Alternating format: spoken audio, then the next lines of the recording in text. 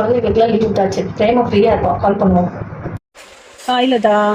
ஹே பிரேமா, எப்படி இருக்க? என்னடி ஆச்சு? சம்மர் ஹாலிடே விட்டுச்சுன்னு குழந்தைங்களாம் ஹாப்பியா இருக்காங்க. நீ ஏன்டி சோகமா இருக்க? நினச்சி சோகமாக தான் இருக்கிறேன். அவங்க லீவ் டேஸில் இருக்கிற மாதிரி ஸ்கூல் போயிட்டு வரும்போது இருக்கிறது இல்லை. காரணம் அவங்களுக்கு பாடங்கள் நிறையா அதிகமாயிருச்சு. ஸோ ஹோம்ஒர்க் நிறையா கொடுக்குறாங்க. ஸோ அவங்க ரொம்ப ரொம்ப கஷ்டப்படுறாங்க. உன் பசங்க மட்டும் எப்படி இவ்வளோ ஹாப்பியாக இருக்காங்க? சொல்லு, எப்படி? அது இதுக்கா வருத்தப்பட்டு இருக்க? உனக்கு திருக்குறள் புவனா நடத்துற மெமரி டெக்னிக் ப்ரோக்ராம் பத்தி தெரியுமா? திருக்குறள் புவனாவா? மெமரி டெக்னிக்கல் ப்ரோக்ராமா? கஷ்டப்பட்டு படின்னு சொன்னதெல்லாம் போதுண்டி. எப்படி இஷ்டப்பட்டு படிக்கிறதுன்னு திருக்குறள் புவனா சொல்லி தராங்க. ஒரு தடவை படிச்சாலே போதும், நம்ம குழந்தைங்க மறக்கவே மாட்டாங்க.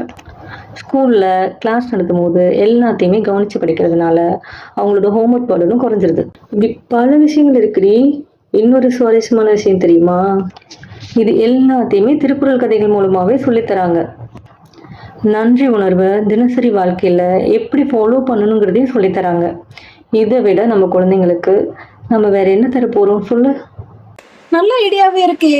ஓகேடி, நான் இப்பவே பசங்களை என்ரோல் பண்றேன். கண்டிப்பா இப்பவே பண்ணிடு. Thank you, bye. Okay, see you, bye.